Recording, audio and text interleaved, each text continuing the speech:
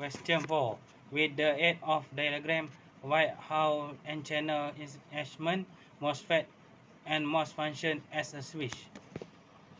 When the MOSFET is off, the gate source voltage VGS is below the threshold voltage VTH, so the MOSFET is in a non-conducting state.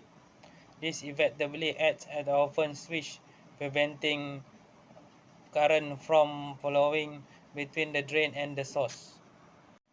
When the MOSFET is on, when a sufficient positive voltage is applied between the gate and the source, VGS is higher than VTH, the MOSFET enter the on state.